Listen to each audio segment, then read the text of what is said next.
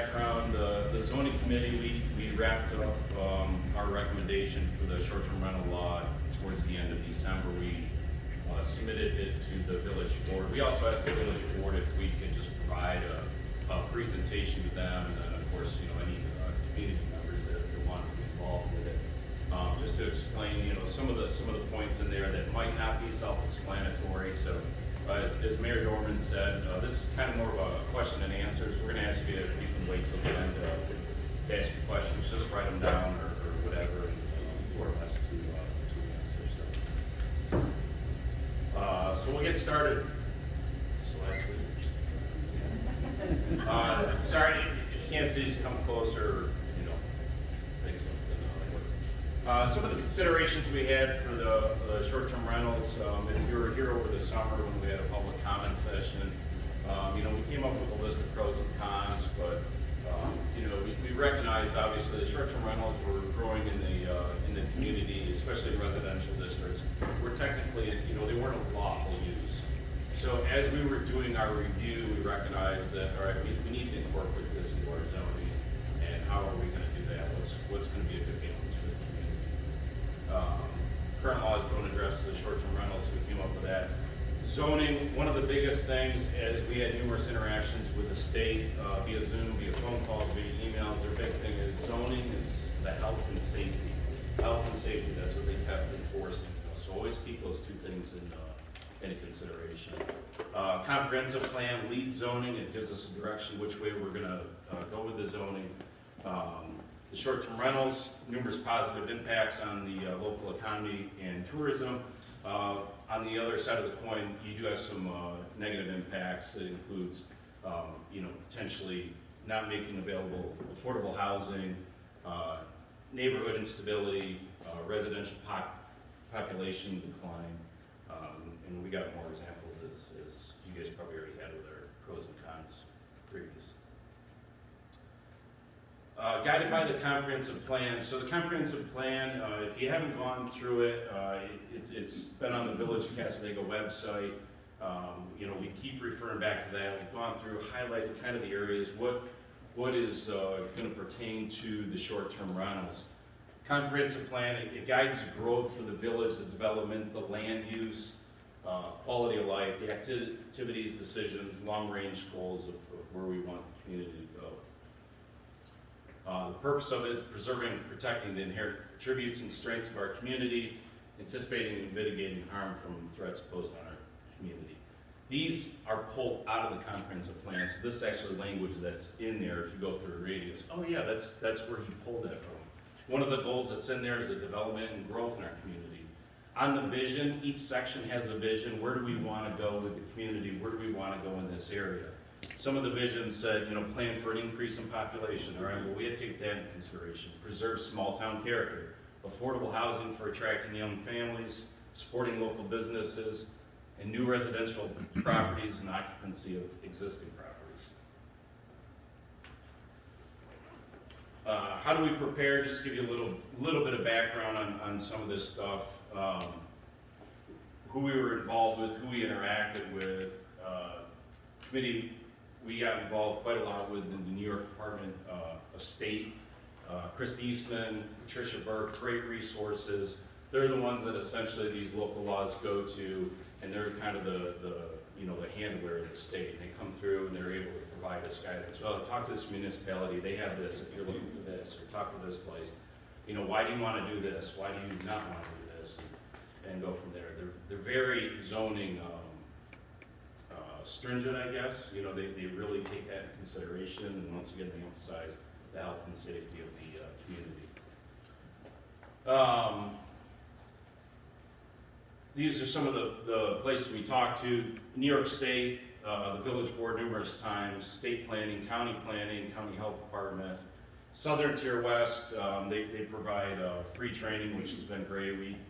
Most of the committees usually use them throughout the county because they use law firms and such and they provide all their training online, so you can actually go back and look. And usually they try to keep the local municipalities in Western New York.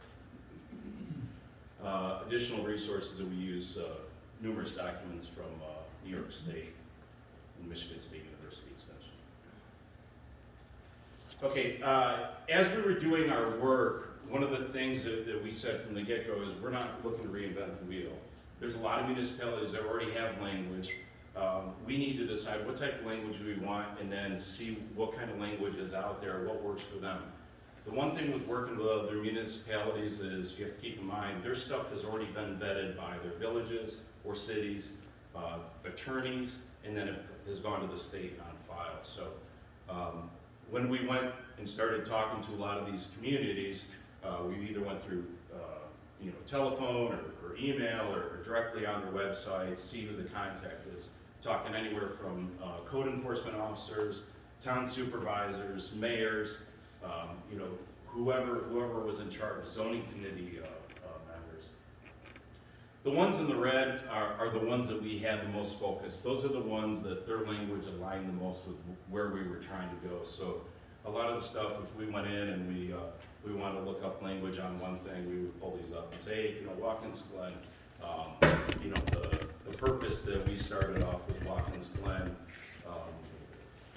it was very similar to our comprehensive plan. It was similar to what we wanted, so we started looking at that and kind of drove on from there. Some of the key terms, this presentation is not done by PowerPoint, by the way, so I'm going to try to keep it somewhat. But some of the key terms, just for clarity as we get a little bit further in, owner-occupied, that is somebody who owns the property that the short-term rental is. They stay in there for 183 nights or more, no fewer than 183 nights a calendar year. And then the owner is present while you're renting out the property. Non-owner occupied property, it's short-term rental unit that does not qualify as an owner occupied. Essentially, you have a property, you don't live in it, but you rent it out. CEO, which is short for code enforcement officer, and SUP, special use permits. So if you see those, I might go back and forth on the terms. These are all spelled out in our definitions too. Okay. There's a couple sections.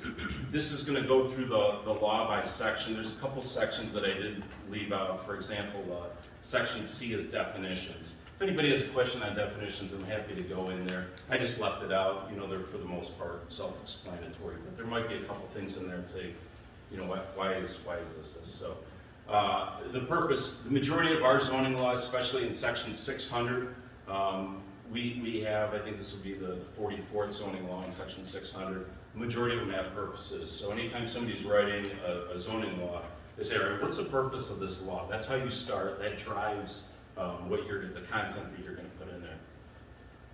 All right, prohibitions. For short-term rentals, we're recommending not doing a short-term rental on parcels or structures utilized for multiple dwelling units. This is adopted. New York State has multiple dwelling unit law in a Class A, which you can read on there, but essentially it's apartments, flat houses, apartment hotels, studio apartments. Essentially, you're not allowed to use that as a short-term rental. There is an exception though on those. If it's an owner occupied where someone lives in the multiple dwelling unit, in the unit, then you can actually rent out, if it's a room or you stay in rooms, rent out the rest of the house. So there are some options with that. Vacant property.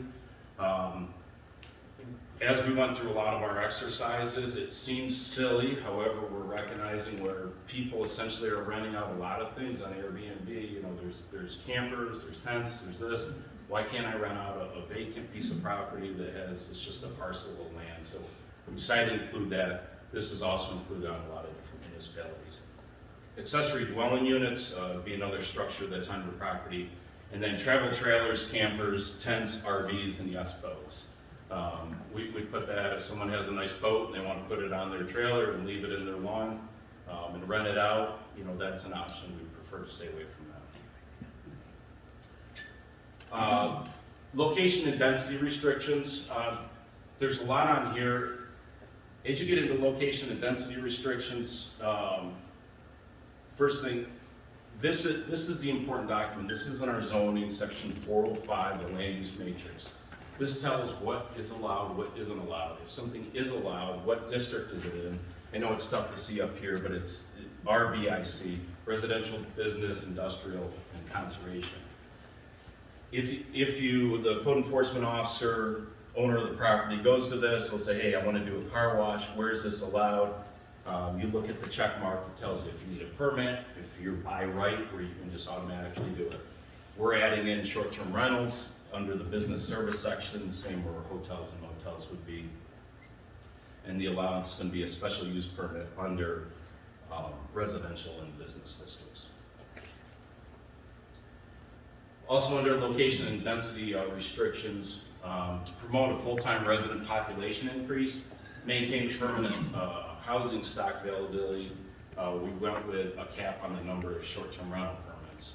This is a very common practice. This practice is beneficial for communities because you're not getting over flooded with a certain type of business, especially in your residential areas where people buy properties because they want to live in a residential area, not necessarily next to a business. Caps placed on the non-owner occupied permits. There's no cap on owner occupied short-term rentals, no cap on short-term rentals in the business district. Business district is essentially Route 60, okay? If you have a short-term rental up there, you still have to apply for the permit, you still have to go through the hearing, that's not gonna be included in the cap, okay? That's the business district. Residential areas is completely different. Residents live there full-time. When you buy a property, you're understanding you're not buying in a business area, you're buying in a residential area. And you know, so something like this might be a little foreign, so it's gonna be a little bit more controlled.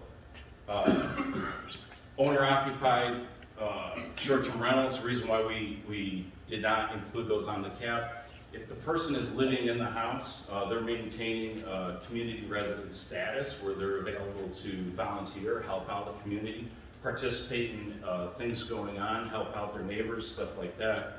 So there wasn't as much of an impact that we saw versus if you just have a non-owner occupied property that's used strictly for short-term rental. The initial cap that we're recommending is 8% of the available residential properties in the residential district. We went through, did an exercise, calculated all the properties that were in the residential, industrial, there's none in the conservation, in the business. We came up with 247 properties in the residential district. At 8% right now, that comes out to 20 properties. As a house gets built, as a house gets burnt down, we understand that that's going to change a little bit. 20 is the number we're looking at right now. The industrial district, when we finished with the short-term rental, part of what we were doing with our full comprehensive review and change of our zoning laws was we're going to shrink down the industrial district because it expands into Putnam and some into Frisbee, where essentially there's no more industrial up there anymore. There's just a couple of properties that could essentially be used for industrial. So, for example, a lady built a house up on Frisbee. That property was just barely inside the industrial district. So she actually had to go through a hearing to build a house, even though it seems like a residential area on paper. For whatever reason, back when they made the map, they made it industrial. So we're going to move that down, and that'll change that number just slightly too. The 8% cap controls the oversaturation of short-term rentals. Pre-existing recognized short-term rentals will be included in the cap. We'll get into that in a second. We're also going to recommend a limitation of 2 short-term rentals per owner if the short-term rental is a non-owner occupied. If it's an owner occupied, obviously you live in it, so you would have the one. If it's not owner occupied, then you're limited to 2 total. This helps control the competition. It also allows for others to have an opportunity to operate. So, not just one person is getting all the permits. If you put a limit on how many permits, it's unfair if just one person can get them versus spread it out. Numerous people said, oh, I'm thinking about maybe doing this. Well, it's unfair if somebody wants to do it down the road and somebody has 6 permits to themselves. We'll talk about this. Owner occupied short-term rentals are not subject to the cap. House rules, they're pretty extensive. This is standard practice. If you do work with third parties like Airbnb or VRBO, this hey, give a list of house rules. So we came up with a minimum set of house rules that we want the short-term rental owners to provide to their guests. This does not mean that this is, that this is the most you have to have. So for example, if you have fireplaces in the house, we didn't put that you can't use the fireplaces, but if you, as a property owner, don't want somebody to use the fireplace, you put that on your own. But the house rules that we do have on there are the minimal rules. And a lot of them talk about noise ordinances, when the quiet times in the residential neighborhoods are, trash removal, items like that. The idea of this is obviously to keep any type of impact from a short-term rental on the surrounding residents and the neighbors of the area.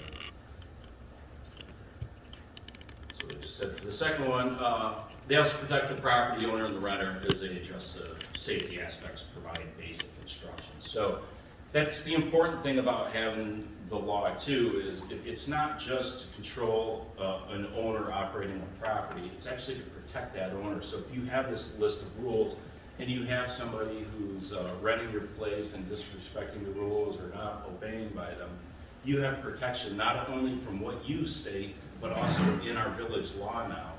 This helps back you up if you ever have an issue with them. There's a good neighbor statement we're asking any owners or operators to put in there, and it just specifically says, and this is what you're providing to your renter, that says, hey, this short-term rental is in a residential area. And the idea behind it is, these neighbors that you're gonna have for 3 days or for a week or for 2 weeks, however long it is, these people live here, year round. A lot of them have to wake up, at 5:30, 6 in the morning to go to work. A lot of them have to go to bed at 9 o'clock at night. Just please keep that in mind.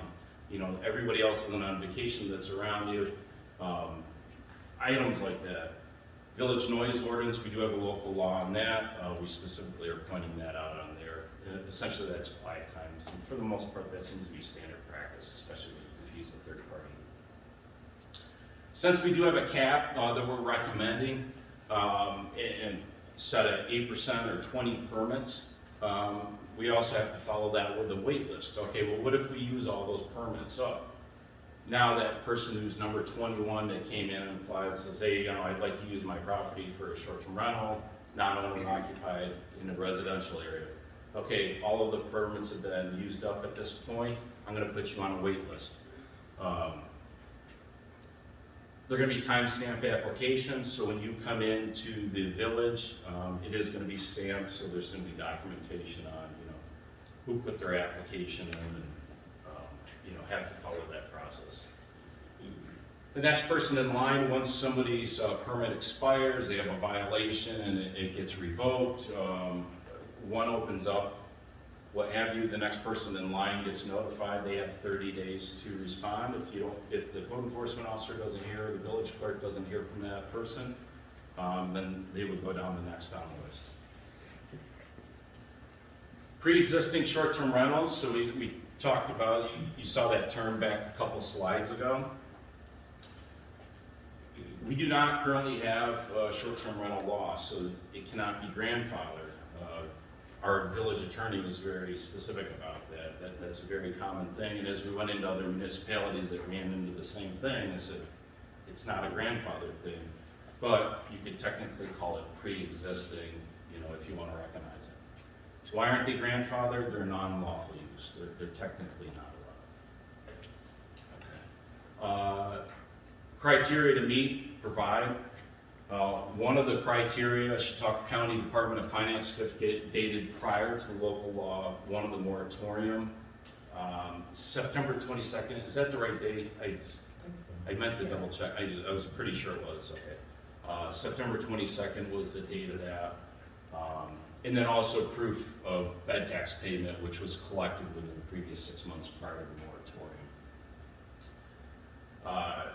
Some other municipalities, that we looked at their language for criteria for that, they wanted to see continuously up to 2 years. Prior to that, we decided to just go down to 6 months, just a little bit easier for everybody, specifically the code enforcement officer. Proof of the short-term rental operation. rented to guests prior to the moratorium, okay? You know, if you have a vehicle, if you say it's a race car, it doesn't mean it's a race car if it actually hasn't been on a race and actually went on a racetrack and conducted a race. So you do need to provide proof that the short-term rental was actually rented to guests, that you were using it in a fashion that was determined to be short-term rental. Submit an application and meet the short-term rental requirements that are in this law. If the criteria is met, then they're not subjected to the cap limitation. If the criteria is not met, then they're considered a newly operated short-term rental and subjected to the cap. All right, so if you meet these three criteria, you can proceed on with going forward with the permit and the inspection. If you don't, then essentially you're gonna go in line just as if you're a new application. Pre-existing can continue to operate until a permit's issued or denied. Applications must be submitted within 30 days. So once the local law passes, 30 days to get your paperwork in. If you have a short-term rental that's legitimate and legal and that meets the criteria, please put your application in if you want to continue to operate it. You still have to apply for the permit. And just because it's pre-existing doesn't necessarily mean you're going to get the permit. You still have to meet the criteria. And some of the criteria will be an inspection. So if the code enforcement officer goes in there and it doesn't meet the New York State criteria, there's no smoke detectors in the bedroom and stuff, that's going to be a pause. All right, what are you going to do? Do you want to put those in? No, I don't want to. Okay, well, you don't meet the criteria. You can't do that. Yes, I'm going to put them in. I want to do this. Okay. So there is some other things. It's not necessarily like you're automatically in there. It just means you get first dibs on the permits. All right, the application process. I shrunk this up. This is a large section. The application inspections, application review. This takes up 3 different sections. They're a little bit lengthy. The idea with the application section was it's supposed to follow the actual application, which I think is 3 or 4 pages. That's not only for the owner of the property, it's also for the code enforcement officer. So they can look there and say, okay, what's on the application? What's this looking for? Well, it says, on the plat, they want us to actually draw where the septic system is, or where buildings are within 100 feet and stuff like that. So it leaves some of those questions answered. Application details the actual application criteria must be met. You fill out the application, you pay the fee, which we'll get into in a second. You'll schedule with the code enforcement officer to do an inspection. Code enforcement officer will come through, do an inspection of the property. This is standard practice with short-term rentals in municipalities that have proven laws in place, zoning laws in place. He's going to follow his inspection plus New York State uniform fire building code inspection. It would be an initial inspection, an annual inspection, and a renewal inspection if you decide to renew your permit. So the initial one is before you get the permit. The renewal is on a yearly basis, and that's just coming through and just saying, hey, you just got to check your fire extinguishers, your smoke detectors, carbon monoxide detectors, those things. Then the application review. Once you've gotten up to that point, go back with the code enforcement officer. Yes, everything met. Your inspection is complete. Now, I'm going to refer you over to the Zoning Board of Appeals, and then you'll be scheduled for a special use permit hearing. Special use permit and renewal permits. So this was a big discussion that we had. A special use permit requires a Zoning Board of Appeals hearing. All right. If you just do a regular permit, then the code enforcement officer typically can handle that. When we went back and forth, all right, is the language strong enough where we feel confident that just leave it in the code enforcement officer's hands, or do we want to do a special use permit? And we had that discussion a lot, and when we had the training with New York State, she was very firm and says, you need to do a special use permit. And the reason solely is, multiple reasons, but the main factor is community input, all right? If you have a property and we want, this is in a residential area, so all the people that live in the area have the right, since they bought that property, it is their right to come in and be able to express their opinions or thoughts, to say, no, I don't want this, or yes, I do want this, or just see what's going on and be put in notice that, hey, a short-term rental is gonna be coming up in your neighborhood, or your, as your neighbor, just to give you notice. So that came from the New York State Department of Local Government Services. Public hearing, special use permit. Special use permit's issued to the owner. It's not transferable, okay? So if the owner sells the property, then that permit is dead in the water. If the owner cannot transfer it to another person, that permit's dead in the water. It's issued to one owner, it's issued on the property. If anything changes with that, special use permit is no longer valid. Special use permits expire 2 years from the issuance. A renewal must be applied for 3 months prior to the expiration. On that 3 months prior, you're gonna come in, apply for it, code enforcement officer's gonna do their annual inspection, come back in. By law, if we do a special use permit, we have to have another hearing. If nothing changes with the property, it should be pretty straightforward. After 2 years, if the neighbors say, you know what, there's been a lot of wild parties, I haven't been able to get sleep, I've been going back and forth, blah, blah, blah, having issues, zoning board of appeals will take that into consideration. If there's any violations, any complaints in the meantime, over those 2 years, code enforcement officer would pass that along to the zoning board of appeals. They would review that during that hearing and say, hey, we've had a noise complaint on here, somebody was doing some type of illegal activity, or what have you, whatever it was, you take that into consideration and decide whether you're gonna reissue that or not reissue that. The expiration's also on there. If someone has a property, it's short-term rental, we have a cap, and they decide, you know what, short-term rental is really not for me, but I really don't want to give up this permit, okay?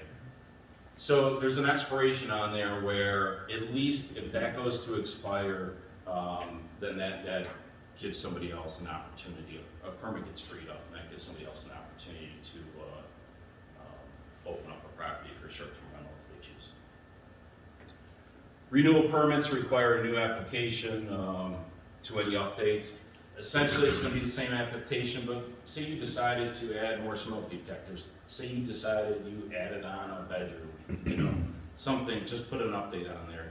I know it seems a little extensive, but keep the one you did from 2 years ago, copy the same if nothing's changed, throw that in there. It's a paperwork thing. Renewal permits we talked about, they require another public hearing because of the community input and because it's special use permit. Compliance and penalties. This section you have to put in because you have to be able to enforce, and you have to be able to support your code enforcement officer. So code enforcement officer has to either get a complaint or witness something themselves and go through and be able to go through and say, yeah, they're not allowed to do this. There's trash all over the front lawn. So, we have to put a section in here. Code enforcement officer, you get a complaint or you witness something, driving by, and I'm like, hey, this isn't right. This isn't what, in the zoning law it says. If it's a valid violation, owner receives written notification from the code enforcement officer. Hey, depending on the severity, what action should be taken. These aren't necessarily in order. These are just items, what can happen. The short-term rental permit can be suspended.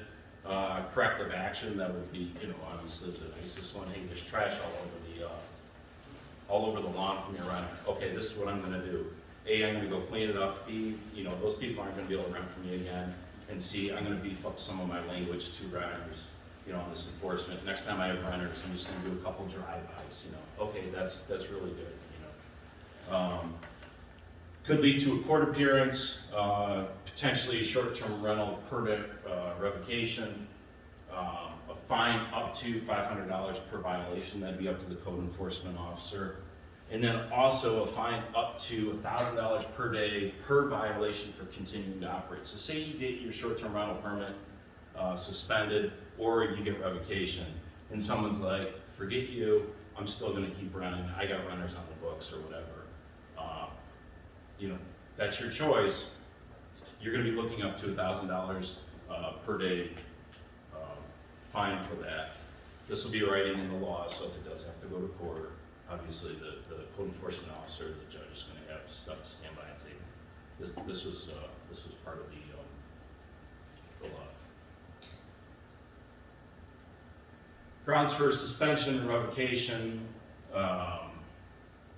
Code enforcement officer may suspect or revoke a short-term rental permit for falsification or failing to provide information on the application. If someone decides, you know, they want to put something down that's not accurate, you know, that gives you criteria where, hey, you know, you're going to get your permit pulled, or you know, we're going to stop where we're at. Failed sectional requirements if you're not following the law, zoning law, or penal code of New York State violations. Any conduct on the premises which disturbs the, once again, this comes from the state, the health, safety, peace, and comfort of the neighborhood. You know, this is a residential area. You bought your house to be in a residential area. You know, now you got this business moving in. This isn't what I signed up for initially. You know, I'd like to make it work. You know, hopefully it does work and stuff. But you know, if one of those factors, you know, someone might come in with a complaint, not in compliance with the short-term rental permit.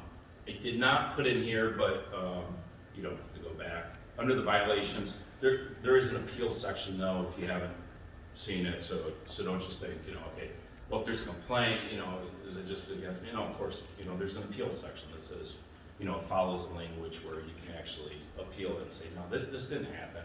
Just hang on a second. Let me justify it. So definitely want to read that. The fees. These are recommendations. This is up to the village board once again.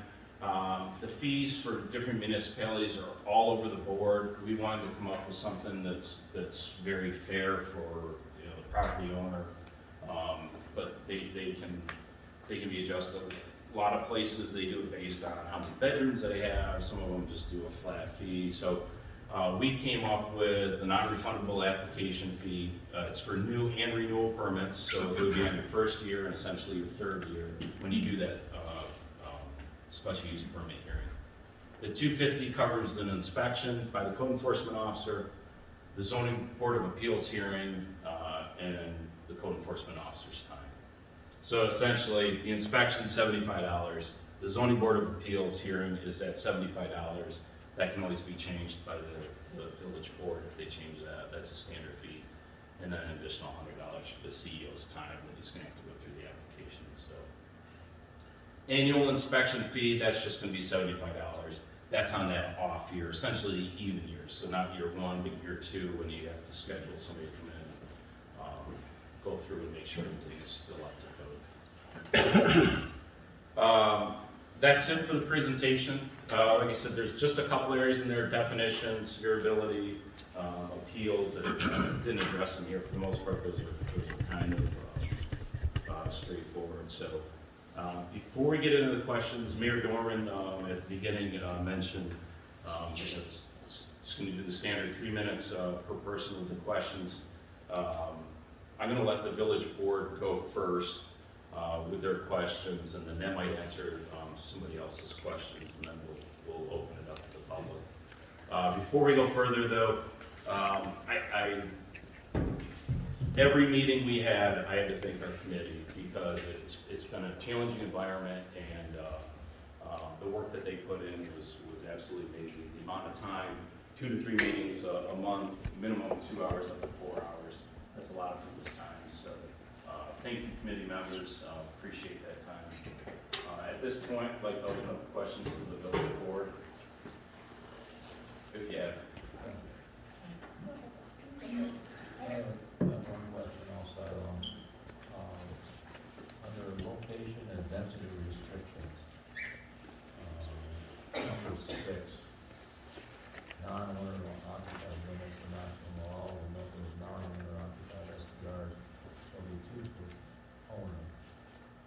question was if ownership is dual, Yeah, can each of them, so essentially you could double.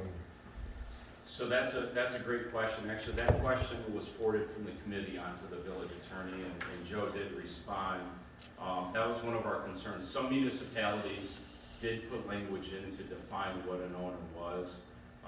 We're gonna leave that on the legal side, instead of adopting somebody else's. Our concern is, you know, if you have two people living in a house, well, I own one, they own one, or, you know, I'm gonna get 5 properties, they're all gonna be different LLCs, so they're gonna be different owners. He recognized that, he said, yes, absolutely, there's a vulnerability there. I'd like to come up with some language for you, that specifically defines what an owner is. One other short question is, in section 7 of that, house rules,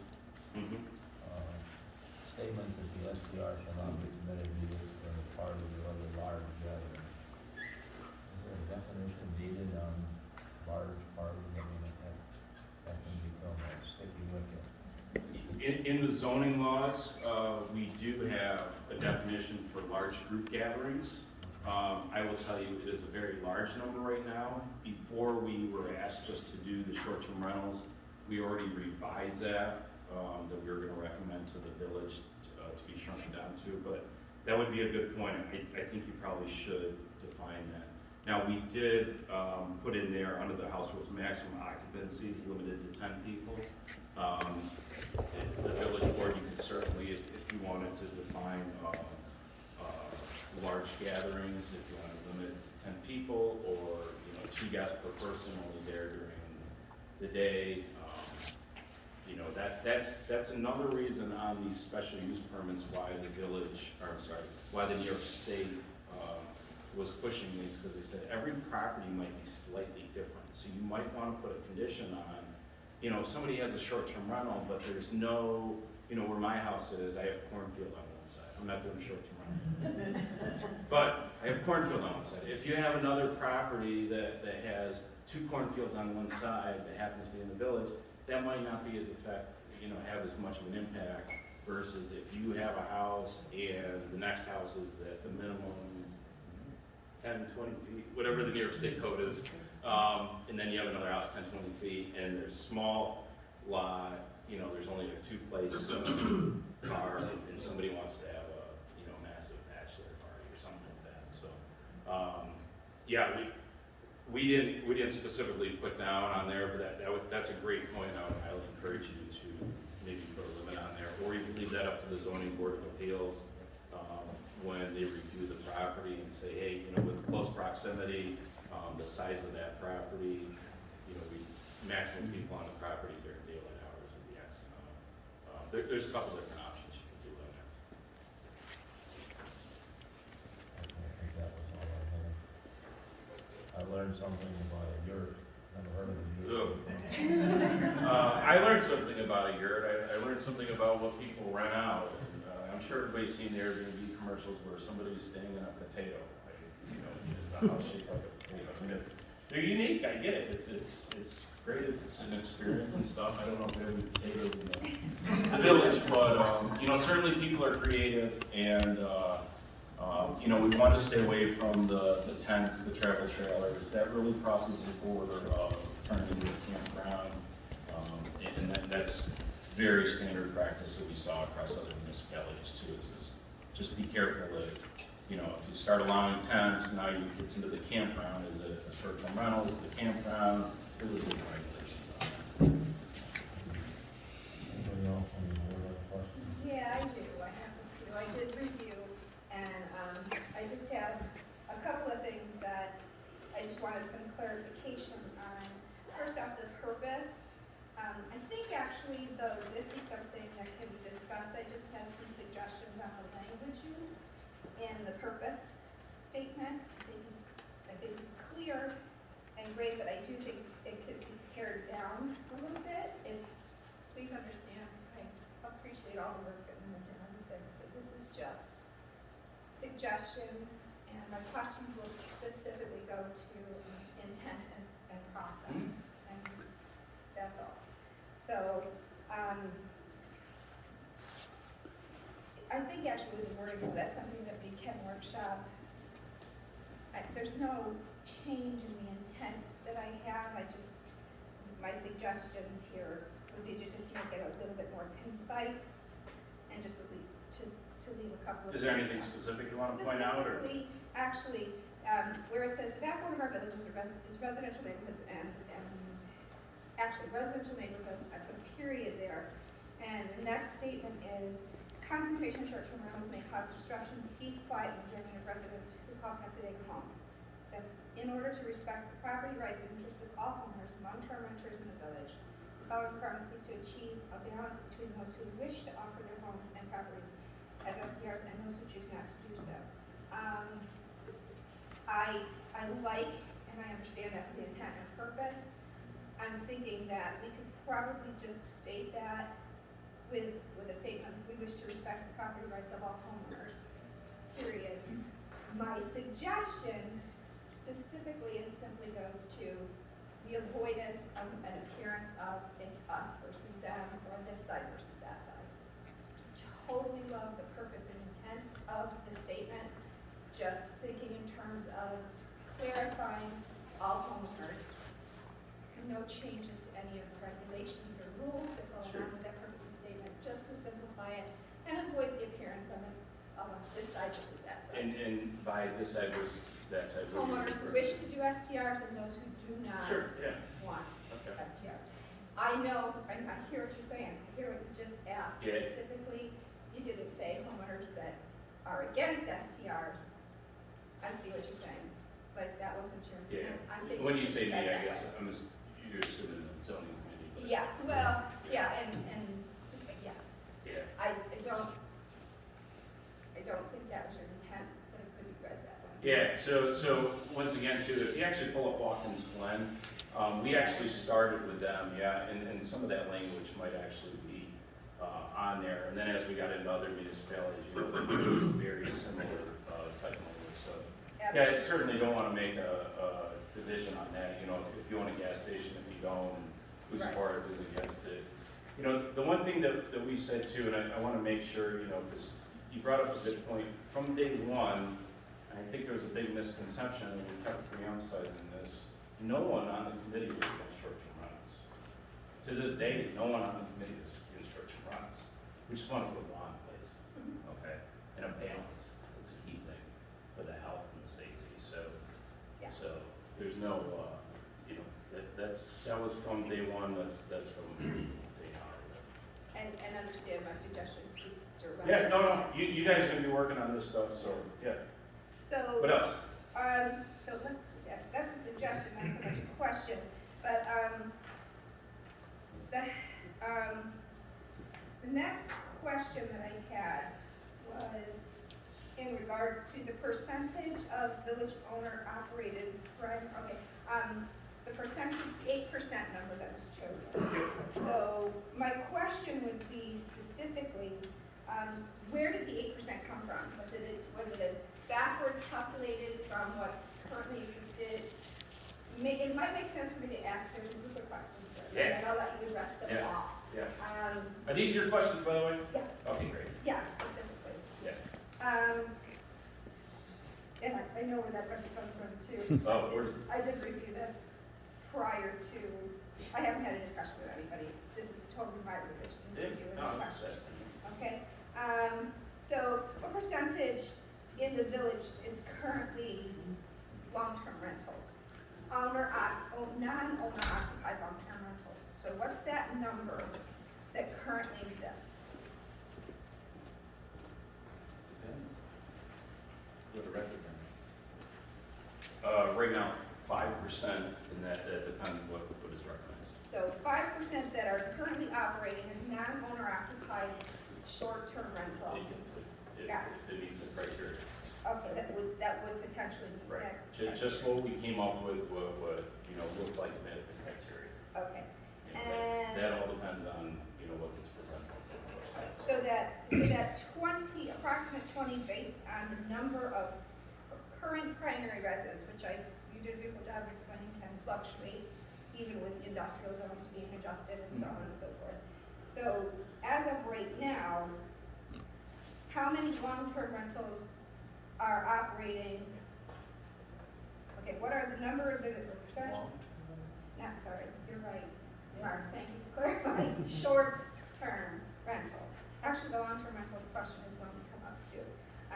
What are the number and what is the percentage of residents currently on sales, for sale? In other words, what is our, so if it's 5% right now, is a non-owner occupied, Roughly. roughly. Depends on what's right. And are we aware of how many current, and I know any house can be up for sale at any time, it doesn't have to get advertised. But what is our exposure is really the question. In other words, how many residents or properties currently are we aware of that are for sale within the village limits that could be purchased specifically for the use of a non-owner occupied short-term rental? I think every property is subject to. Yeah, that's what I mean- said. But what do we know if there are any that are advertised as for sale that have not sold? You might not know the answer, that's okay. Yeah, I don't know. That's okay. It's, So what I'm trying to someone get at once is, said everything's for sale, right? right. If you offer me $100,000 for my car, it's for sale. I don't know how to answer that question. I totally understand. Yeah, if you're looking for data, like, how many Yeah. properties are for sale right now, and you're saying, if you're looking for like a vulnerability thing, and say, all right, we have 5 properties for sale, they could all be short-term rentals. I don't know, Yeah. you can look those up. We didn't really look into that. Properties get sold off-market, on-market. Sure. Who knows what people's intent is? I mean, that's. Absolutely. What I'm trying to calculate and figure out in my head is where the 8% comes from. Yeah, okay, so that's a good question. Yeah. Yeah, we can go down there. All right, so the 8%, once again, you go back to the comprehensive plan where it talks about increasing population. Well, that's one of the driving factors. The more properties you have that are non-owner occupied properties that are short-term rentals, you defy that increase of population. You're not allowing the population increase unless somebody builds a new home and then you move it in. So you're taking a house off the market for that. Okay. So now you have to look at what percentage, what makes sense. How much do you want to do a percentage? That 8%, I will tell you, Watkins Glen uses 8%. We worked with Town of Rochester quite a lot. Their percentage is at 2%. They have a lot more houses than us. I was just But- going to say, those are both examples, just so you know, when Absolutely. I'm looking at these, both examples, I did look up the Watkins Glen, I also looked up Lime Lake, and I think Lakewood was a good one. Watkins Glen, Rochester, those are very different than the village of Cassidy, Right. very different. Absolutely. So- And unfortunately, there isn't another Casadega. It's tough to find another lake community with 600 people in it. So Okay, we we had to find do our lake- best to right. all right, well, let's try to look up lake communities. Let's try to look up communities where people go and resort and do short-term rental. Yeah, you're right. It's a tough challenge, how do you find that balance? So that 8% comes off of, looking at other municipalities, it comes off of, all right, how much do you let that percentage get up? Because the more you let that get up, essentially a house, a family of 4, your population is going to go down by a family of 4. So every house that you add to the short-term rental, it's going to go down by 2 to 4, 1 to 4, 1 to 6. Understood. Yeah, where's the balance at? That's Totally understand. 8% seemed very specific to me. That's why I asked. Oh, 10% seems like a round number. I'm not saying up until then, but it just seemed like 8% was a very Yeah. specific number. Yeah, we looked at properties that are known short-term rentals right now. We didn't want to limit it to just that. We wanted to have a buffer in there. So we thought we were adding in a buffer that, has enough margin or, you're not flooding the community too much with short-term rentals. We're still following a comprehensive plan of trying to increase the population, keeping the small town character. But yeah, that's Annual adjustment too. yes, and that's the other thing too. In the language, there's an annual adjustment by the village board. So the village board, and I think we scheduled that for the reorganizational meeting, if that was the language, yeah. So every year at the reorganizational meeting, which I think is in January now, the village board is tasked to actually review that and go through and say, hey, you know what? We have a couple extra permits, it seems this 8% is a little bit too much, let's go down. Or we're out of permits, a couple people have expressed interest, things are going well, and we've actually had more people move into the community, so we're increasing population, let's add a couple more. That's up to the village board. Right. Yeah, no, there's definitely, it's not a, once again, this is a recommendation, but that's not a, that's up for review. Okay. And that's specifically in there. All right, so, not only,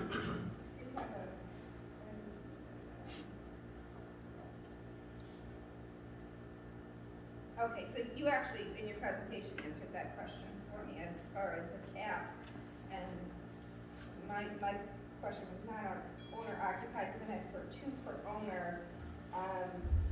My question was, why is it needed if we have a cap? But I understand your process, and I didn't think about the possibility of the permits being monopolized by. Yeah, and that's, So thank you for that clarification. majority of these items on here, you saw the list of municipalities that we talked to and stuff. A lot of them, was a phone call, hey, why did you put this here? Because of competition. We had somebody come in, Skinny Atlas, they do not allow short-term rentals, period, that's it. They had 33, they had a lawsuit, 2 people filed a lawsuit, everybody else went away, they both lost in New York State. They said, you're not allowed to have them. And what was happening is, big money was coming in, they were buying up these properties, short-term rentals, and they said it got out of control, and then they went and there's zoning and stuff. These aren't even allowed anyways, and it went that direction. So, it was just some of these items that we looked at. Town of Rochester, I believe, is a limit of 2 per person, or 2 per owner. Town of Olive, 2. Town of Olive does it slightly different. They did 2 per full-time resident and 1 if you're not a full-time resident. So we just decided to do 2. If the person lives in Casadega, that's great. If they don't live in Casadega, that's great too. So Sure. we didn't want to necessarily, distinguish. Excellent. And like I said, your presentation clarified that for me, and your comments now too, so thank you. Okay. So the grandfathered versus, what was the phrase used? Pre-existing. Pre-existing Yep. recognized Yeah. short-term rentals. It was, the language was a bit confusing, they're not subjected to the cap limitation. Would indicate to me that they would be above and beyond the cap, but it's not, it's my understanding that's not the intent. Yeah, maybe that language just needs to be clarified a Yeah. little bit more. So by not being subjected to the cap, right now, the number we're working with is 13 when we were doing our exercises. What it looked like, people that were listed on Airbnb, we know they have renters, not necessarily even Airbnb, but whatever format. VRBO also. All those things. So, There's target. and we're looking at roughly, it looks like there's 13 recognized properties, that we recognize. Certainly there might be something else, there might even be less, it all depends on, the criteria that we go in. So say all of a sudden, 40 properties come and apply and say, I'm a short-term rental, I'm a short-term rental, I'm a short-term rental, okay? If they meet the criteria, and that's legit, there's still gonna be a cap, but that cap's gonna be exceeded at that point. So there's not gonna be any permits available, Right. okay? So, now you gotta wait until that number 40, I'm just exaggerating. No, and I That number appreciate you 40 doing gets down to 19, now there's 1 permit. okay, so now I understand why you added that. So basically you're saying if it turns out that you have, let's use your 40 number. Yeah. Oh my board, thank you, good board. 40 that meet those criteria, that 8% really, we're gonna exceed that 8%. And until we get down to that and below, there will be no permits That's available. exactly it. Okay. So that's why it says that the cap limitation is not pertaining to that. That 8% is still gonna stand, but if more properties go in there, Understood. that's So, what it is. And if it got up to 40, the village board might want to go back in and do a whole comprehensive review and just say we need to. oh, yeah, because we're not increasing population, we're not maintaining a small town character. We're losing our volunteers, we're losing the board member potentials, you know, so. That makes, and I would suggest, we're gonna obviously. And I would highly recommend calling the town supervisor of Finley Lake and finding out their thoughts. Yeah, Because the words that she said was, we completely lost the community, you know, and that's, you know, we're just trying to maintain a community. absolutely. So that clarifies that for me. My other question would be, the pre-existing recognized STRs, the criteria that are met for pre-existing are clarified here. Does that also require a zoning board of appeals meeting? It does. to Yeah, because a reconsider? special use permit by law has to have a zoning board of appeals. It's just that if they meet these criteria, they will be sent to that special board meeting, Exactly. and as we discussed, not necessarily subject to, if we have more than the 8% that meet the criteria and are operating, and the zoning board of appeals recognizes they are operating within all of the criteria here, then we could potentially be exceeding the 8%. Right. As the numbers, I don't know what the numbers are right now that you're considering as potentially applying for that, but they could be different than what we think. Yes. So, okay, so that clarifies that question for me. My next question would be about the special use permit and the actual hearing. The language used, I'm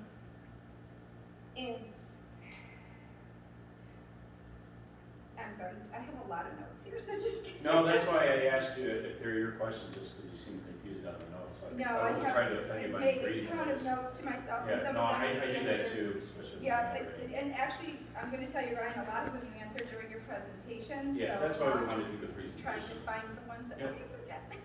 So,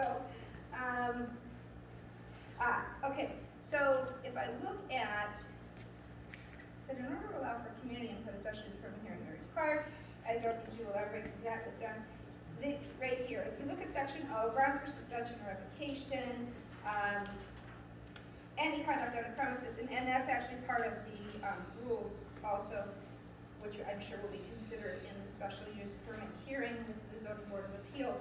But the language used is health, safety, peace, or comfort of neighborhood, or which otherwise creates a public nuisance.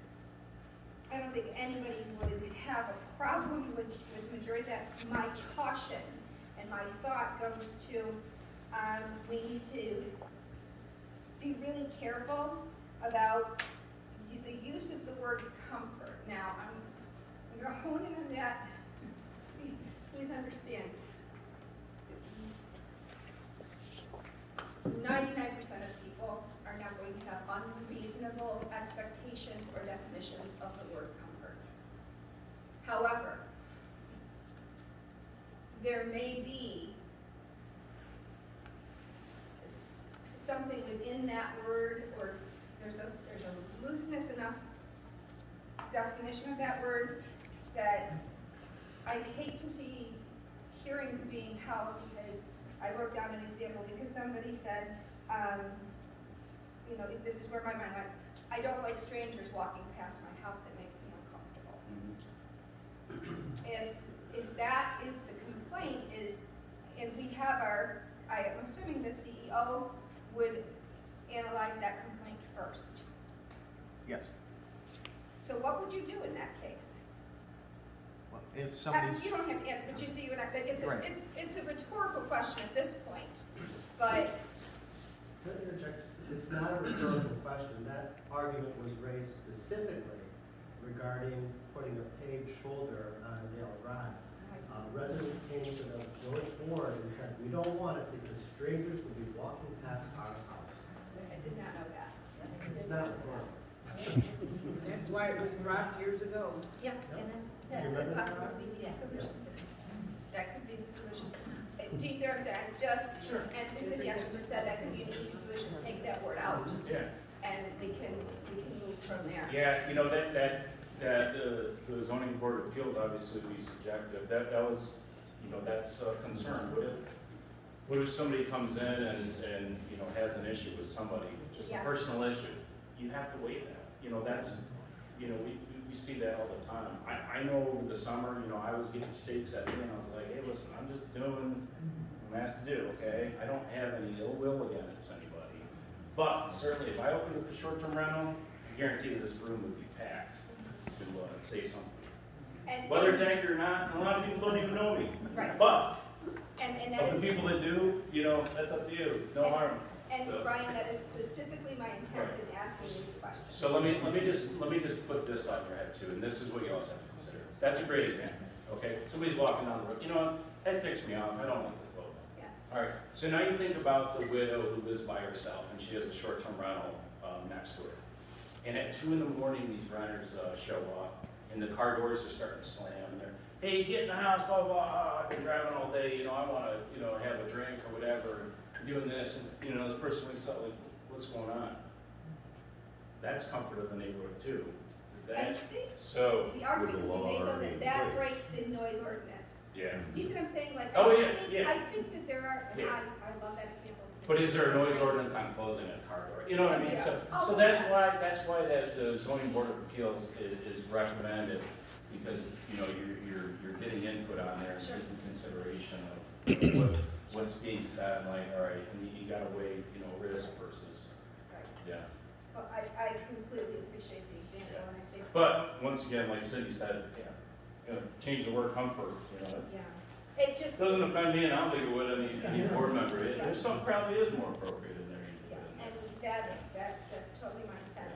I think I have asked the majority of my questions, again, specifically honing in on the cap, the 8%, and just some of the language Yeah, in here, and just making sure that our intent is clear. And I will say, as I go through this more and more, I want to avoid the situation that you actually just mentioned, where there's any gray area that leaves it up to wherever we can. There's always going to be some areas, but I do not.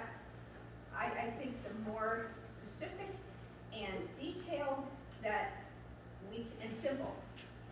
I know that sounds like a contradiction, but still, the more specific, simple, and one of the, checklist type of thing, the easier this will be to enforce. And I know enforceability, along with health and safety, is a huge concern when it comes to these STRs. absolutely. Yeah, so even before short-term rentals, when we were asked to go through a comprehensive review, update our zoning, that was one of my biggest stance was, we need to make sure we're supporting our code enforcement, zoning enforcement officer, putting language in there that doesn't leave as much of a gray. There's always going to be gray areas with zoning because not everything is, and that's why you have a zoning board of appeals. Because something gets denied and then it gets interpreted, or, yeah, we think we can make this work, or we can't make this work, we can put limitations on there. But yeah, the less gray, I agree with you, that's kind of the name of the game. You know, and that might be why this document's just a little bit longer, you know, than one would like, but it's also shorter than other places, so. Yeah, I did see that, I will tell you that. Yeah, keep writing down questions if you have them. Any other board members? Any other questions from the board? No? Okay. I'd like to open it up to the public, Mr. Eversole first. Do we have to go through like the village thing and say, Rudy Eversole with 43 bucks? Yes, I don't know who you are. Anyway, as you are aware, everybody here has heard me state before, I was dead set against a moratorium because it was a law. I read this Friday when it was posted on the website. It brought chills, smiles to me. And I didn't do my due diligence. I could have found the phone number I was looking for, but I had Dennis Collins' cell number from when I snowblowed their driveway, Cindy's and Dennis's and Scott's driveway. I sent him a text message to thank her, thank the committee this is probably the best legislation, and I hate to use that word, because we'll get down through the conversation here. You guys really put your head together and came up with, I think, is a workable document that, and then, and it kind of, I got that into that text message through Dennis. That Sunday, that was a Friday night, Sunday, I'm driving around the village, I already knocked on your door, and it was probably church time, but I ran into this couple, right over here by the bridge. There were no ducks, there were no geese or anything. Personally thank Mr. George for his due diligence on this. Last Saturday, I could hear Rodney upstairs in his garage. He couldn't hear me. He had earmuffs on. I probably scared the living H out of him to see me standing out. Pretty courageous on my part to walk into a man's garage without him knowing I'm there. And we talked. Brian, he's impossible to get hold of. But I just talked to him here. This is, there are some things that, and I'm gonna raise these now. I am dead set against big government. That just irks me. It seems though through our state, our county, state, federal, they pass these executive orders, create a law, and all we're doing is putting money in the lawyer's hands. I'm urging the board, because this is written, and I touched base with Rodney on it yesterday, or last week, and you mentioned it. Section 6 of the existing 2002 zoning laws, Section 6,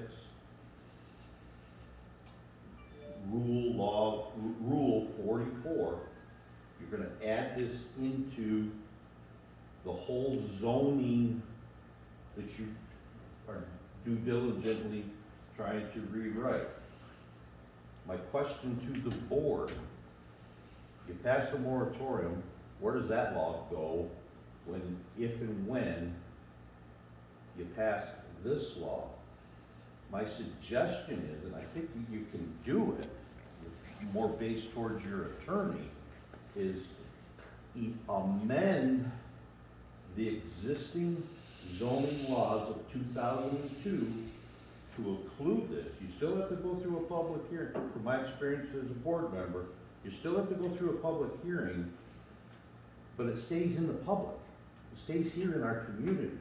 We're not sticking more money into the attorney's pocket by writing another law. Then, when you get the whole package, amend section 644.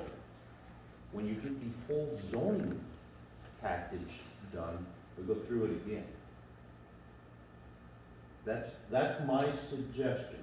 Of course, and you asked the question about parties and gatherings, and I would recommend you, if someone will use Marguerite and Gillette Morgan's house as an example, and it might not be a good example, it's currently for sale. If that was an 8-bedroom house, you're gonna limit me to, if I was to buy it, you're gonna limit me to 10 overnight guests that can stay. I don't think we can put a restriction, a broad description on it. It's gotta be based on the number of bedrooms and square footage. This is where code enforcement comes back as to how many, if you got a 200 square foot bedroom, you could probably put 8 bunk beds in there. I mean, so there's 8 people, and then if you know, so look at that carefully. The only other question I have is, please explain again. You mentioned 5% are current non-occupied or non-resident short-term rentals, Non-owner non-owner occupied, that's about 13 that you can figure. So with a cap of 20, could we be looking at a possible 33, or are there only going to be 7 available? And there again, if the 13 meet the criteria that is proposed, are we only gonna allow 7 more, or are we gonna, that's where it does get confusing. And non-owner or owner occupied, is that terminology to change from existing bed and breakfast, or?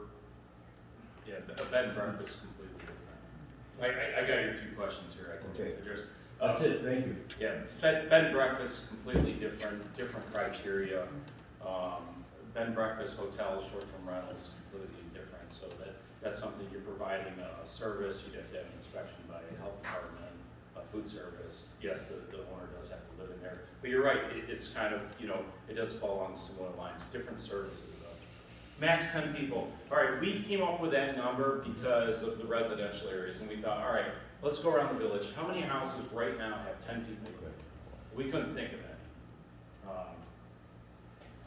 Somebody probably proved me wrong, but we couldn't think of any off the bat, and there might be somebody on there. So we thought, well, what number is appropriate? Do you go based off of how many bedrooms? Because we did have a short-term rental on Park, and how many beds was there in there? Quite a few. 16. 16 beds. Yes. Okay, so you had 16 beds in there. Does that disturb the traditional residential neighborhood? If you have 16 beds, it's probably gonna be a minimum of 20 cars, 4 people in a car, stuff like that. So we had to look at that. We were talking about if we limited, so many people per bedroom and stuff like that. We just decided, you know what? In this community, we don't really see anybody more than 10 per property. We think 10 would be a good number. It doesn't mean you can't have people over, friends over for gathering or whatever. It just means, stay in the night, people coming and going. Let's just limit it to 10, yes. Some houses might not even do that. If you have a small 1-bedroom house, be limited to, if you have 1 bedroom and a sleeping room, if it's defined, maybe to 4 people. So that's where we came up with that number. And then, talking about the cap, this is I kind of addressed some of it with Ms. Kruger, yeah, if you have 33 and it goes over that cap of 20, now we're negative 13 permits until 14 give up, and then you're up to 1. The idea once again is we're just trying to recommend putting a limitation on so that it doesn't become over-concentrated with short-term rentals. We are able to provide in the community housing so people can come in, move in, full-time residents, provide for the community, have their kids go to school, or a couple move in that wants to live here full-time, be part of the CBC, the library, the village board, help out at the fire hall and stuff like that. So yeah, if there's more numbers that are pre-existing than on the cap, that's something the village has to work with the code enforcement officer. And the cap would already be met. It's just you'd have to wait to go through it again. Just one other quick one, please. All right, I'll let you break through real quick. Okay, are there more questions? Just get a show of hands. Somebody else. All right. Should we take a break and get a coffee? Does anybody need a break? Anybody need a break? I keep going. I'm gonna do Steve, Sean, and then Rick. Well, just a real quick question. You talked about non-transferability. Yeah. So you say if somebody has an existing short-term rental and they sell the property, does the new owner go into the pool if they want to, or they gotta come in as a new? It's gonna be new. Okay. The term new. Yeah, so if you sell the property, that permit is with the property and that owner, that permit is no longer valid if neither of those 2 criteria meet. That opens up a thing, so if the property's listed in my name, and I'm running an STR out of it, and I ask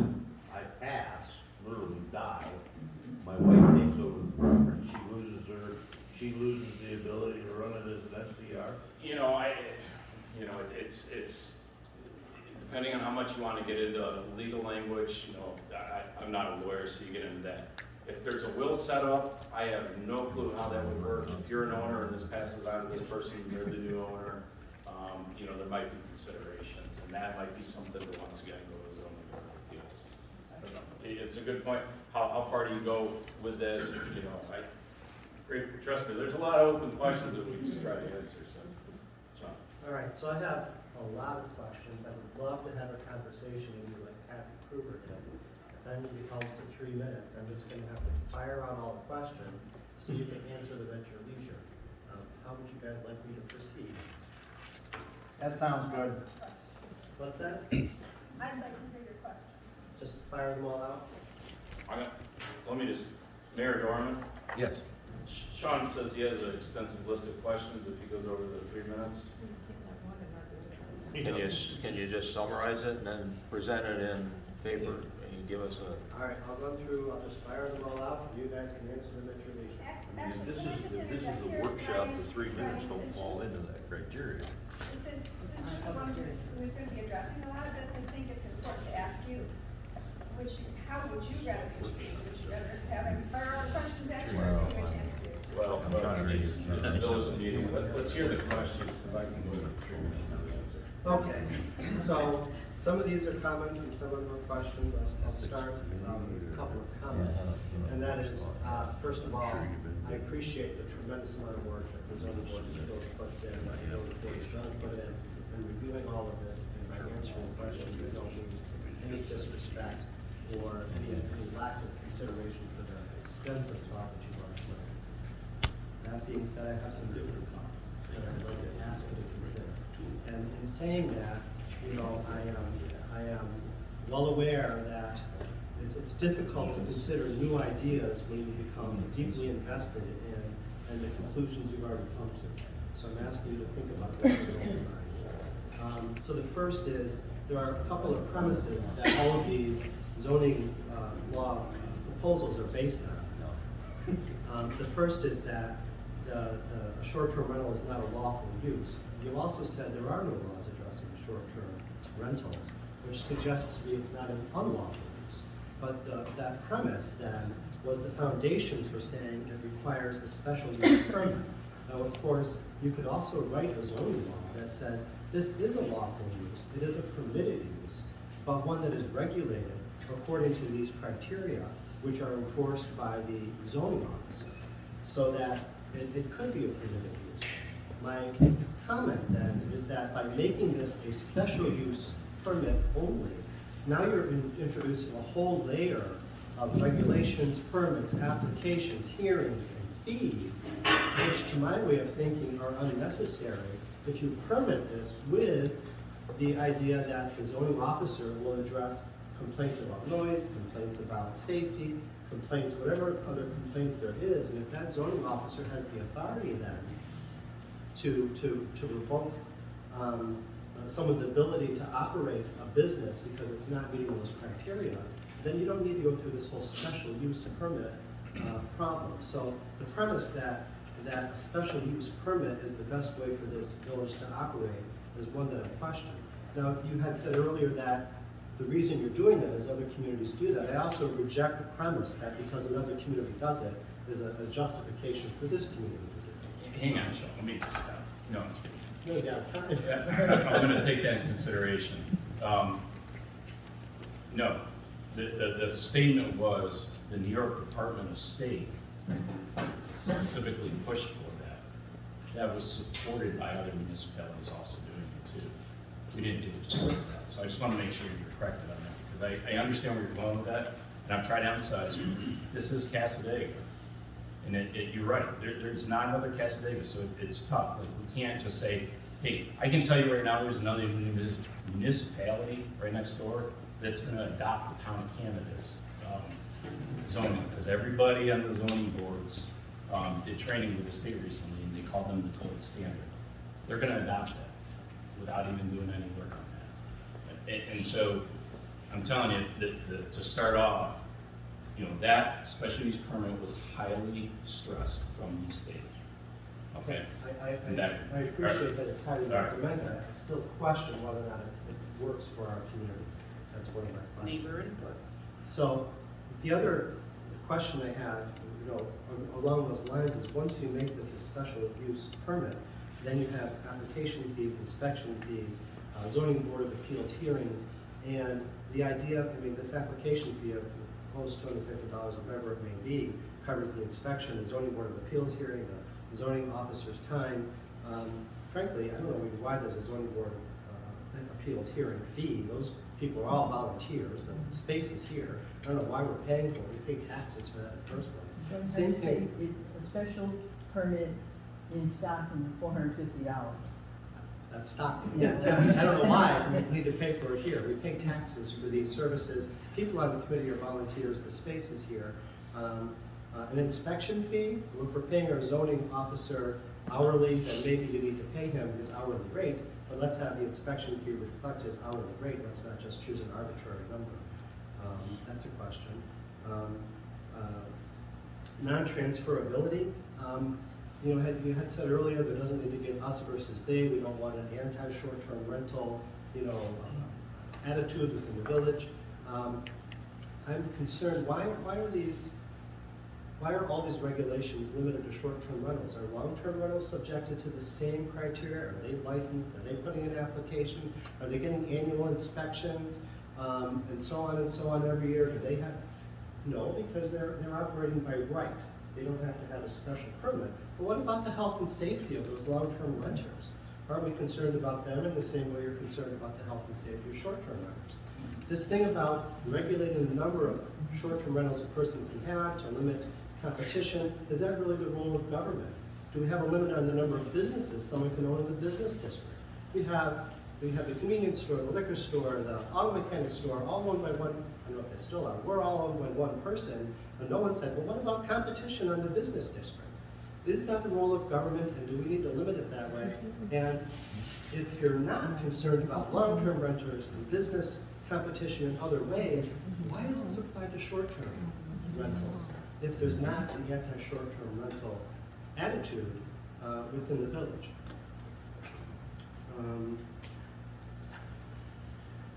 The 8% cap, Kathy addressed that, just because someone else, did it, doesn't mean it's still not arbitrary.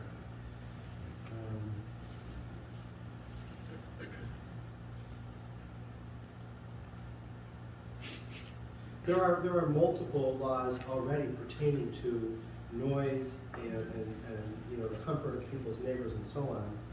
I don't think we need all of this additional wording about activities that interfere with the peace and noise and so on. I have a short-term rental. It's next to Rodney, who has a short-term rental, and I spent all summer there last year, unfortunately, creating some noise. But I also know that the guests at his cottage, just being guests, they're hollering across the lake to each other, to the kids in the channel. Is that worthy of a complaint? And is that noise that interferes in peace? Does that mean his certificate to operate should be revoked? I think that wording needs to be very carefully considered.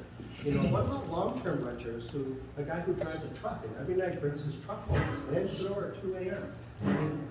Why are these things only pertaining to short-term renters? How does this become an issue? Sean, let me Mayor Dorman was clear, this is for questions. Your comments are really good, but that'd be more for a public hearing. Okay. So do you have any questions? I have some written down that I can answer for you, but Okay. right now it's kind of just getting your opinions and comments. Okay, so one more question about the premise, and that is that the premise of the zoning board of appeals meeting is that people can bring their concerns and they will be addressed by village representatives. I question that premise, whether or not people's concerns are actually heard and responded to. We had a public hearing about the moratorium. Overwhelmingly, the people who showed up in the village were against it. And regardless, the village board passed that moratorium, regardless of the opinions that were expressed by the majority of people at the public hearing. What's your question, Sean? So my question is whether or not that premise is valid, that bringing concerns forward means that they'll be addressed. Thank you. I'm going to answer a couple of those. I'm just looking. Where it's written in different section.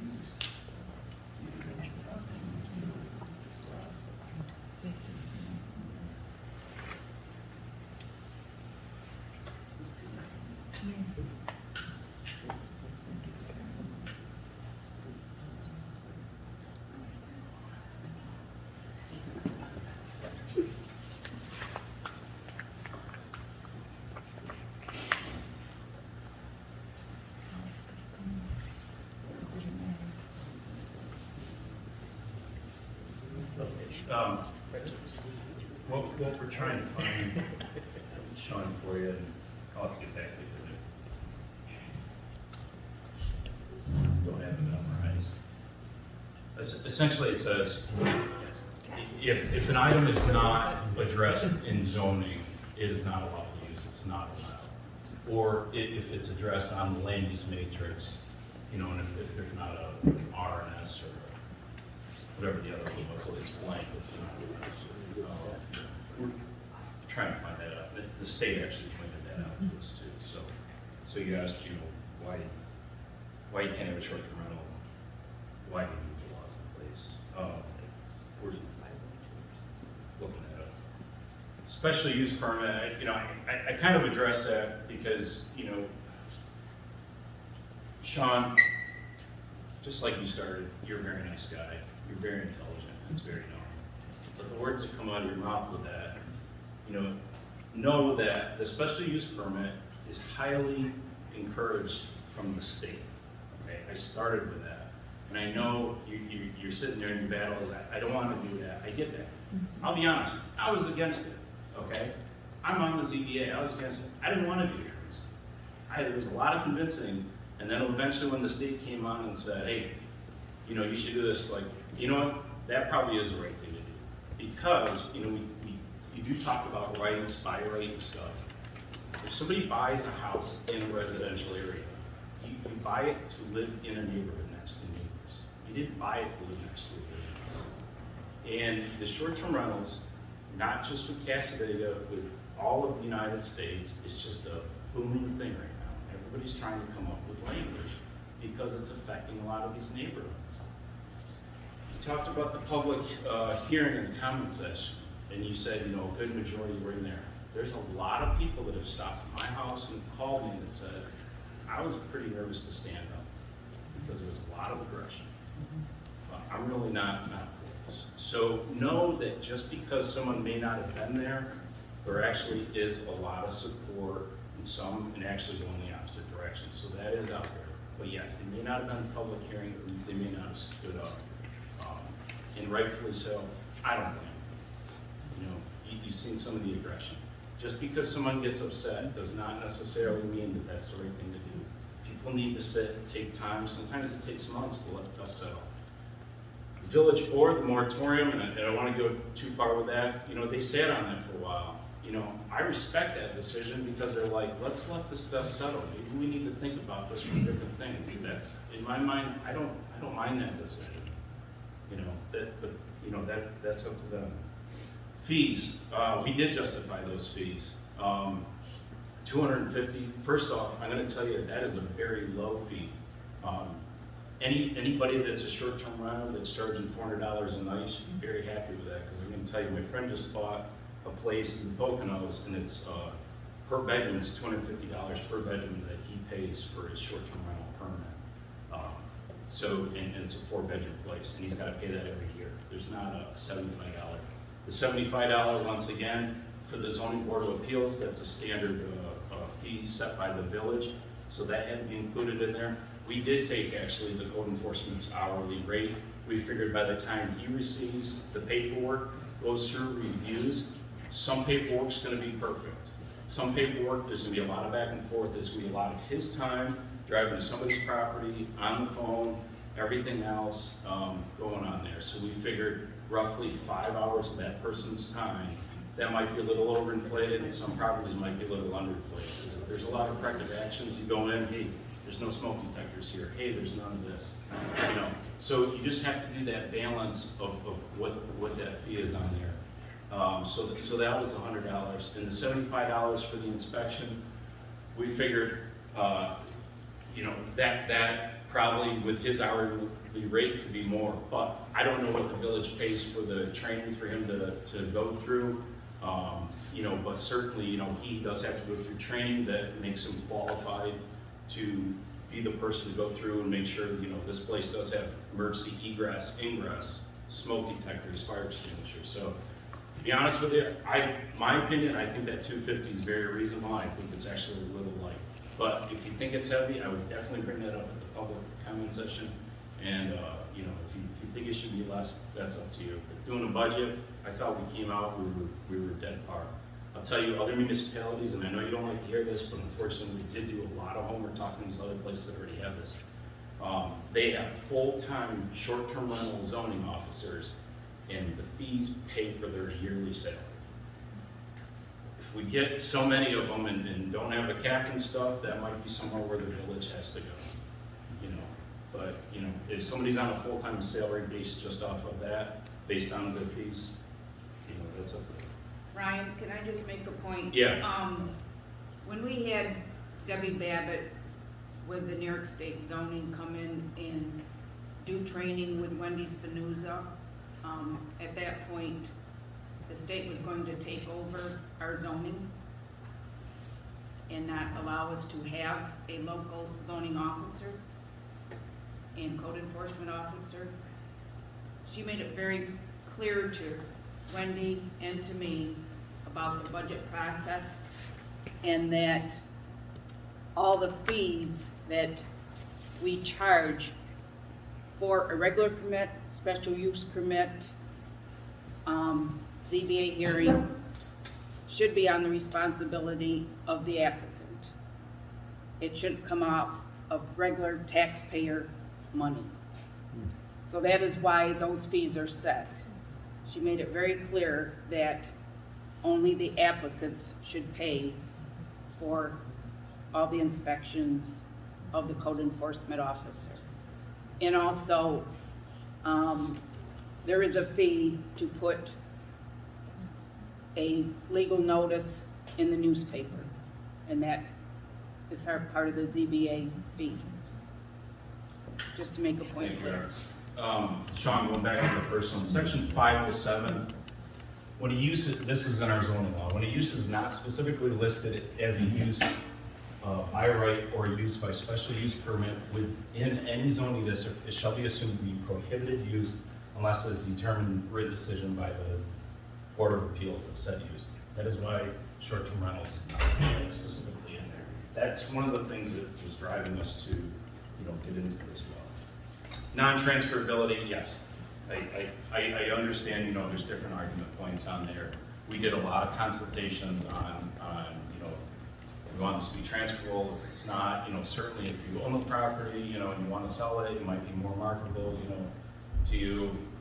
Yes, you know, that it's, I get that. We decided to, hey, this sticks with the person. Once again, this was emphasized by the state. This is supported by a lot of municipalities on you know, the transferability on there. So that's where we went with that. Can I get a follow-up question?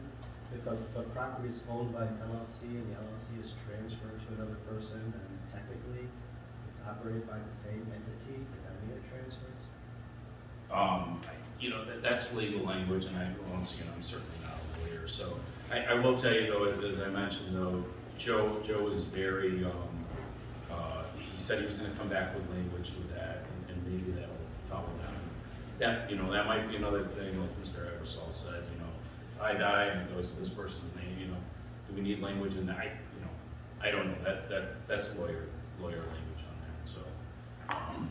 The intent on there, you know, if you have the property, you have the owner, you know this person went through the process, You never know. vetted everything else, for good of their operation, they have this.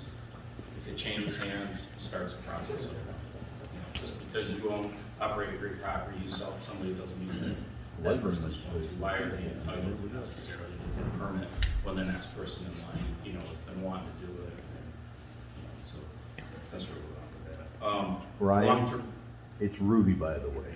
okay. Long-term renter, dead on renter zoning laws, you said it's by right. So yeah, in our land use matrix, yeah, long-term rental apartment is in our land use rate matrix, it's a R item, which means it's by right, by the property owner. You do have to have a permit, but it's special use permit, so, not including, or it's not required. Once again, special use permits, highly emphasized for the community to put on there. You know, long-term renter, you got somebody who's living there full-time, they're raising a family, they're, you know, going to work, regular schedules. Short-term rental might be there for 2 days, might be there for 2 weeks, whatever. Just completely different type of use of that property. So, Philosophically, why not regulate and inspect long-term rentals the same way? that's a question for the code enforcement officer, and maybe it does have to be done. I don't know. That's not, I don't know the laws on it. With all due respect, that's what you're doing, is spreading those laws. Yeah, we haven't gotten into the long-term rental yet. We were asked to stop everything with the short-term rental, so, yeah, appreciate it though. All right, who else? So I Sorry, just- I did have you on the list. Yeah, that's all right. A lot of questions have been answered. I think you guys are great for volunteering and standing in front of all of us and taking all our aggression, as you would call it. I think a lot of the stuff you're saying legalese, so when you're telling Sean it's legal terms, the whole thing is legal terms, so not to have an answer for short-term rentals and pushing that off, or the willable thing for a lot of people would be a huge issue for me. If I lived in the village, I don't, my short-term rentals are operated outside the village, but if it's not willable, seems like it'd be a tough thing to tell your kids that we've been making $100 grand a year and now we're not allowed to, you're gonna get the property and all the taxes, but no income stream. So I think that's something that should be addressed. Is there? Yeah, I mean, that's a great comment for the board. Yeah. The other thing is, God bless you. Because the CEO is gonna have his hands full for the next couple of years, not just with this, because everything you do is gonna be scrutinized because of the aggression between us. Yeah. Not me, because I never meant to be aggressive. I just wanted to draw points that were not seen by the committee or proved to be seen by the committee at that time. Third thing is, where's Gilbert's Ponds? Forgive me, I don't, or Gilbert's Cabins. Town, so all the access, all the traffic that generates through the village, there will be no I was told problem with the Gilbert Pond? I was told Or they're in the town Gilbert's of Cabin? Comfort, so we certainly can't regulate what's in the town of Comfort. Okay, I don't want her and that family to be negatively affected by You need some both. crazy rule You need that both. the zoning board of just, that does, because it's multiple units, You need both. so on and so forth. The business district, they're multi-dwelling units. Mhm. Is that in business district as well? Yeah. That's a New York State law, New York State multi-dwelling unit. Copy. So my mother-in-law was misinformed that this new law that you guys are proposing will affect her ability to rent property. No, because she's in the business. No, he said it includes the business district. She's in the business district. If it's a multi-dwelling unit, 3 or more, which is a multi-dwelling unit, then you can't have a non-owner occupied rental. But she could have a owner occupied rental. So she's found a boyfriend, God bless her, love it. Gonna be moving out hopefully. She's not gonna, so just so we're clear, she's not gonna be able to rent those 3 units for short-term rentals. New York State multi-dwelling unit says a multi-dwelling unit is not allowed to have a short-term rental, which is defined as 30 days or less. For not. Okay, so my first time I was here, you guys said, no, don't worry about your mother-in-law, won't be affected. What was I was told by the board and you? That's not the case, right? Well, the business district would not be affected. She's in the business district. You said she didn't have to worry about anything. She'd be fine. I'm not familiar with the property if it's. It's a 3-unit Okay. property. So I'm gonna tell you right now, then, per the multi-dwelling unit of New York State, then a non-owner occupied unit cannot be. If it's got, how many units did you say it has? 3. Okay, so if it goes down to 2, do the short term, do the, absolutely. If it stays at 3, if she's staying in the property, owner occupied, she can do it. And it's a state law? New York State, yeah. that we chose to incorporate. Yeah. But Were any of the current, I don't know the other. were any of the current short-term rental property owners negatively affected by any of the laws that you guys wrote? Say that one more time. Were any of the current short-term rentals negatively affected, except for the $250, by the laws that were written by you guys? Of the 13 that we looked at that looked like they were legitimate, absolutely not, they should not be. If there are others They that are were, out they there. were operating illegally, so why would that be a consideration? Say the question one more time. I thought you said, are Were they any negative? of the current short-term rentals negatively affected by any of the laws that you guys were or are proposing?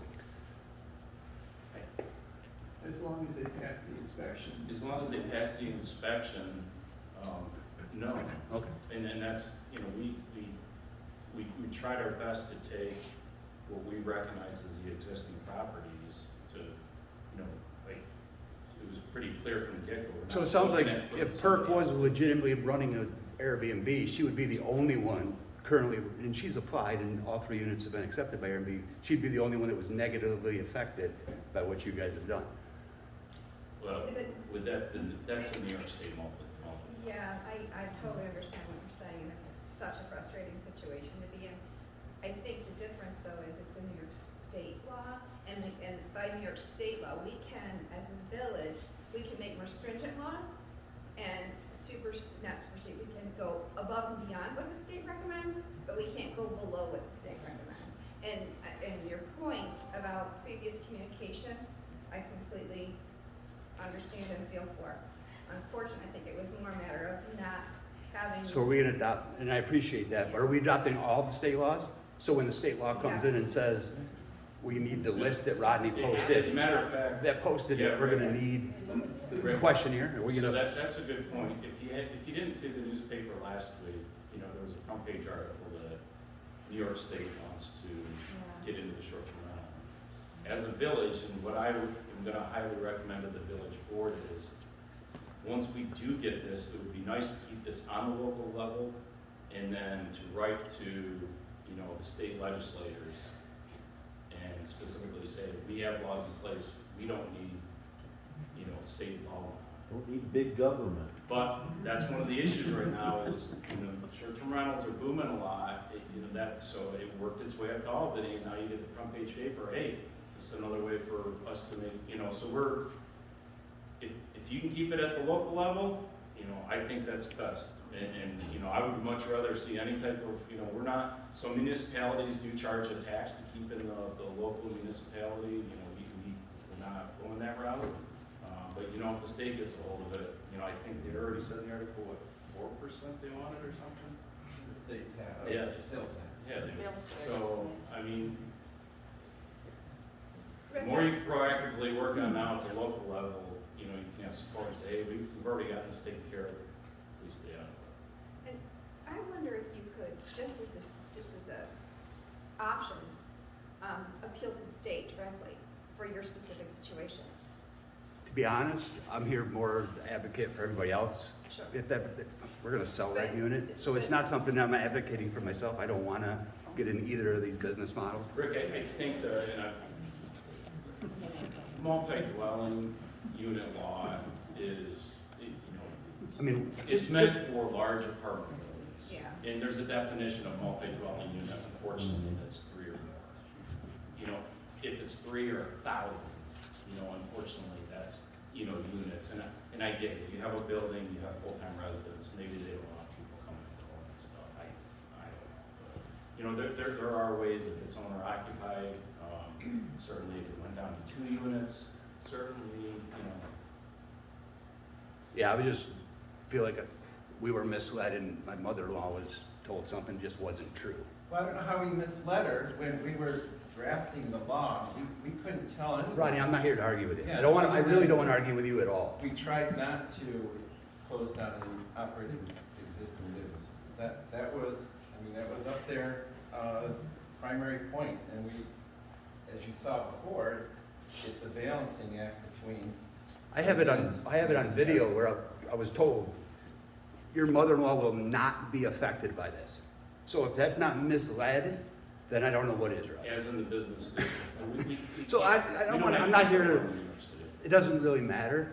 I'm more concerned about what you guys are concerned about, building this village. What have we done in the last year to increase population here?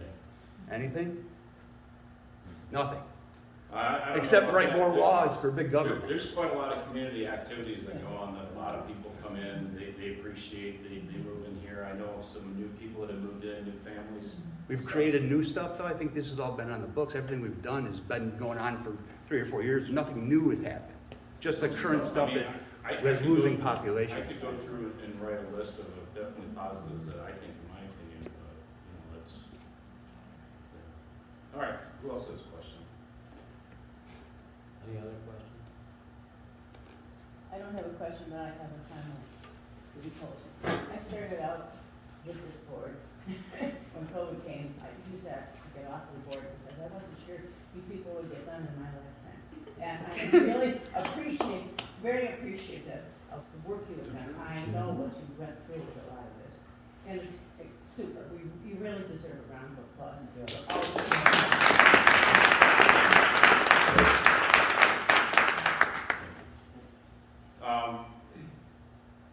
So there's not necessarily timeframes that I would point out, but just kind of the way that things would go. So we want to make this presentation. The board would have village workshops. They might make amendments to it. They might not. The attorneys in there, and then there will be a public hearing where additional questions and follow comments by law. So whatever that gets scheduled, please stay informed. Please stay involved with that stuff. Appreciate everybody coming out. If anybody does have any questions, I think I know everybody here. I'm so sorry, Yeah. we're scrolling through that, Rodney, would you go back up to the? Sure. Can I, oh, no, the drawing. That's right here. That can, and I'm assuming from the application as it exists, and it's a draft, I understand, that does not have to be like, a architect drawing, that can be just a drawing of, thank you, that was when I. Get out your trail of sand, Thank you. whatever's acceptable to the code enforcement. Doesn't need to be surveyed or anything like that. I say no, but it's got to go through the legal process now. And it would still have to follow, what the setbacks would be for any normal dwelling unit. Brian, I would like to suggest that the committee get together one more time and tweak the language as based on the comments and the questions that we had today before the board makes a decision on it and then take. Yeah, I'm certainly fine with Okay, that. I mean, right, thank you. I got notes on stuff. Has this draft been introduced into the board minutes? I have, and because it hasn't gone to public hearing, you can basically rescind it out of the minutes, or is that not necessary to do that in order to send it back to the committee? Wait, say that one more time. I This think is the board Okay, all right. And then the changes we need to, I think what you're asking is Okay. the changes that need to be posted in. I'm asking, this draft law has been submitted from committee to the village board. A public hearing has not been set yet. This is a workshop. So changes, huh? That's why we're here today. Right, This is right. the draft. So changes can be made to it without Yes. reposting. Okay. Based on anything that you heard today, if you felt like you needed to edit it, improve it before you give it to the board, it seems to me that would be reasonable. We wouldn't, we're not having, we're not. Well, they've taking already a- given it to the board, that's the point they made. Yeah. but Oh, it's I not- see. All right, so the board can edit it and then goes, okay, Okay. all right. I can give you my notes, or honestly, a lot of them came from Kathy, so I mean, I just caught up with the whole line of questioning myself, so. Okay. Can I ask a question? This is Ross from 53 Park. When is the deadline to submit it?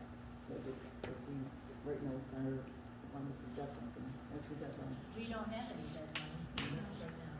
No, I don't think there's a deadline. Obviously, I think because of the nature of it being such a sensitive issue, we want to do it right.